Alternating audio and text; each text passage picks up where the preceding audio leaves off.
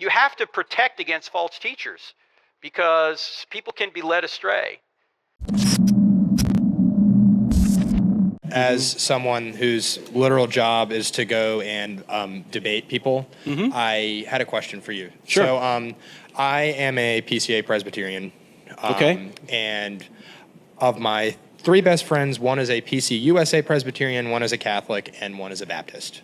So as you can imagine, we get into a lot of, can I move this up? No, okay, I'm gonna try. Oh, here we go.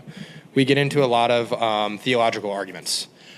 And sometimes they get pretty heated, and I honestly kind of feel bad when they get heated because we're obviously serving the same God, and at the end of the day, we're going to the same heaven.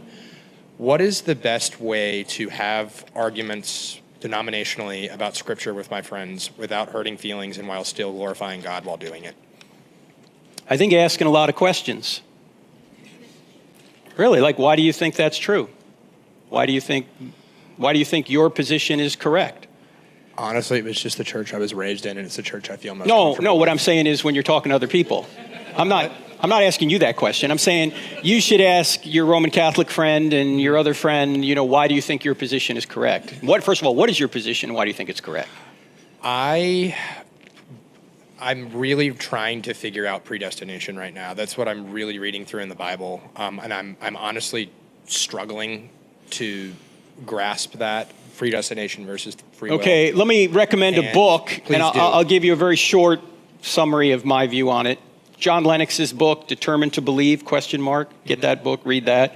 You can also go to the Soteriology 101 YouTube channel with Leighton Flowers, who deals with this issue quite a bit. But I think we're missing something when we think that because God knows all things, we don't have free will. I believe that God knows at the end who will choose him and who will not choose him. And of course he does. That is part of his ultimate plan. But also, I do believe that God, in his beauty, gave us the free will to make the decision to choose him or not choose him. Yes, he gave us the free will to decide. Look, if God is outside of time right now. If he's all-knowing, no matter what universe he creates, he knows the end from the beginning. Yes, right? I believe that. That's unavoidable, if he knows all things. It's unavoidable. He does know all things. He absolutely does. So when he elects to create this universe, he knows that you will believe and say Richard Dawkins won't.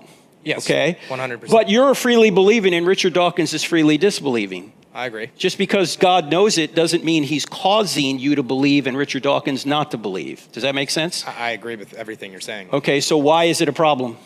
Well, it's just when I argue with my friends, sometimes it gets really emotional and heated, and I feel bad, and I feel like a bad Christian, because at the end of the day, we're honoring the same God. And frankly, I don't care that my friend is Catholic. I don't care that my friend is Baptist. I care that my friend is Christian, first and foremost. Fine. That's good. What is the best way to go into these hyper-specific scripture debates while still honoring God? That's my main goal. Well, are you talking about an essential issue or a non-essential issue? Both. Okay, well, an essential issue, you should make sure that, first of all, you are correct about it, and that's an issue that you won't agree to disagree on. You'll say, hey, no, this is an essential of Christianity. Like somebody says, well, I'm a Christian, but you don't have to believe in God. Christianity is just about morality. No, that's not what Christianity is about, right? So those are the things that you'll say, I'm going to disagree over, and I'm not going to say it's okay that you're claiming to be a Christian when, in fact, you're not believing one of the essentials. And Paul talks about this quite a bit. But on the non-essentials, you go to Romans 14, there are disputable matters. And on those issues, you can say, you have your view, I have my view, I'm not going to impose my view on you, and vice versa. Is that godly to do? Yes, that's what he says in Romans 14. Okay. Yeah. So I'm not necessarily being a bad Christian when I go into these debates, or dishonoring God, or dishonoring my friends. As long as you're doing it in a kind manner, in a way that you're listening and you're interacting. But look, Paul sometimes gets angry with people in the scriptures, where he names on at least 6 occasions 5 different false teachers. You have to protect against false teachers because people can be led astray. And when you don't call out the wolves, the sheep get eaten.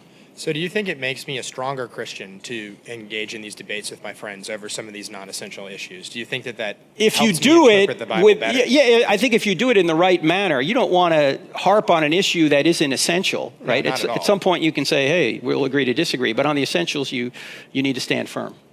All right? It's a very interesting viewpoint. I'm very happy I got to ask that. All right. Thank you, sir. Thank you for your time. Appreciate it. Yes.